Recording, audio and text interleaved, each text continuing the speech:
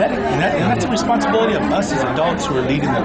Education needs to be an engaging endeavor. It needs to be participatory endeavor. And if we don't, especially Latinos, we're setting ourselves up to failure. Not just the Latino community, but the greater community. What are the economic implications of this? If you have a rapidly increasing demographic of Latinos and we're not educated, what does that translate to in terms of a participatory democracy, in terms of a strong economy? And then, again, just to speak to the reaction to this, let's say some of what they said was true. For the sake of argument, let's say it was doing that. You know, that doesn't mean the idea that the study was wrong. It means the implementation. You don't ban the idea of ethnic studies. That's what I have. I mean, that's not whatsoever. So no one's going to say they have a perfect program. But let's engage in a conversation so that the idea of ethnic studies, this idea of including people, recognizing their heritage and their history, so that they will then excel in school. Not to overthrow the government, but to strengthen it. To strengthen the government. To strengthen the participation. That's why the Johnston's are trying to give these leaders more conscience. Exactly. They're trying to say we believe the law is so unjust, willing to risk, being arrested, getting out because we believe your law is unjust. Exactly. That's consistent with our country's tradition in terms of lying, Martin Luther King did, and civil rights, Cesar Chavez. Yes. So I think that's again exactly right. And this is someone who he was elected in structure in 2002, and now it's 2010, the time when he's trying to become the Attorney General. Oh, now he gets this thing passed. Yeah. And this is the second time. The first time he ran on an anti-Latino platform. And so he wants to sacrifice our children's education so he can get another job. Exactly. So it's purely political. It's not educational. It's not looking at effective educational models. It's not looking at improving, decreasing or eliminating the achievement gap. And that's what we're about academic achievement. We're about engaging students. We're not about nature. We're about celebrating our history, seeing our commonalities, respecting, acknowledging our differences. That's a beautiful thing. That's how kids are going to understand each other. That's going to build better inter-ethnic relations in this country, and we'll all this together. It's important for everybody.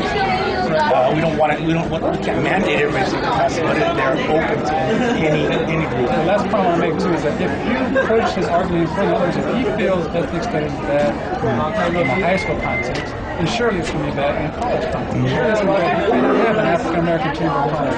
You cannot have a Hispanic chamber of commerce. Yes. You can't have Asian bars. You can't have people associated with basic ethnicity. Yes. So that's the scary part of the system. Yes. Push his argument. Don't lie. If it's not good in high school, it shouldn't be good anywhere. Yes. This whole notion we're all individuals. We don't identify on the basis of race, ethnicity, nationality. That's just a scary thought. In the United States of America, we have the freedom to assemble. Right. The Constitution. This is really a very dangerous path. It's censorship. It's in violation of First Amendment rights. And kids are practicing the First Amendment rights. That's a beauty of it. Not only do they learn historically what it means, but they're actually putting those concepts and those ideals into practice in a nonviolent, peaceful way. In a way, you see the majority of the kids are Latinos there, but you see their white peers, you see their Native American peers, you see their African American peers that are here, that are joining them in their struggle. All right, brothers. Thank you for the work you're doing.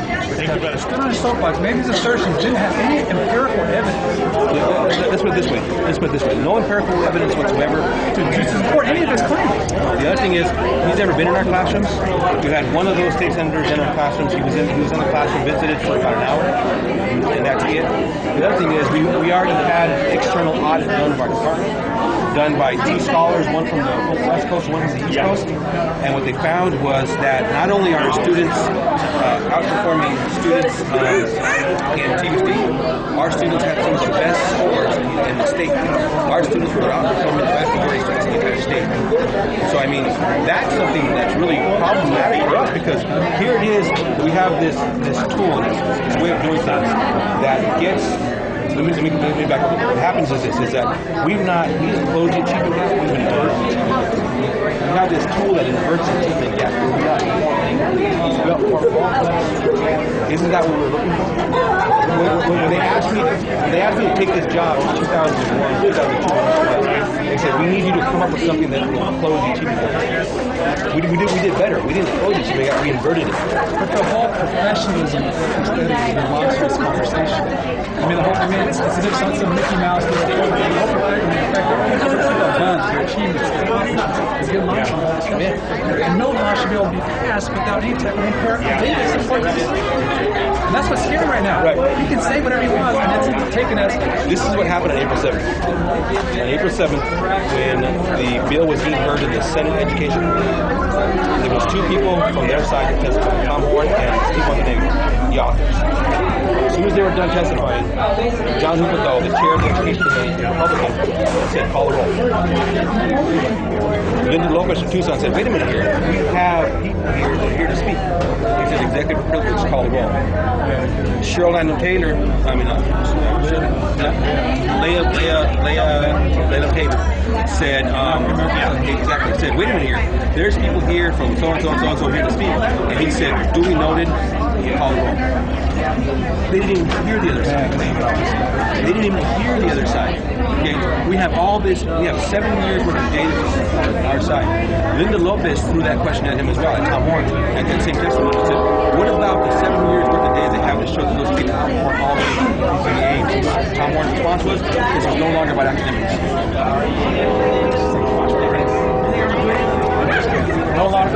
No longer about academics. The superintendent of this school said this is no longer about academics. Absolutely. No longer about academics. Okay, here it is. We have a successful inverse the achievement gap for Latinos, and it's not about academics anymore. It's what it's about. The other thing that I don't know if you realize, in 2008, Russell Pierce introduced, the first time the legislation was introduced against us, Russell Pierce introduced that legislation in a Homeland Security bill. No. It was on the Homeland Security committee. So it came out as a Homeland Security bill, as though the effective education of Latinos and children of color is a threat to national security. Just wrap yourself around that discourse. You know. Good luck. Studies methodology. And I think Get little kids engaged in their. hopefully you can reach out to more folks. But part of my other frustration, I think, some of them is we only take those things. And some things are just wrong. If this guy says wrong, otherwise we lose the point. We lose the debates. And the next time you got to start proving to them, then it keeps going. Sometimes I know, no, we're going to anchor ourselves here. And these are wrong. I'm not kidding. People are going to say, That's what got us. and I figure if we don't do that, we're going to have some innovation because right now in the elementary, the public school system, we have about 50% of students.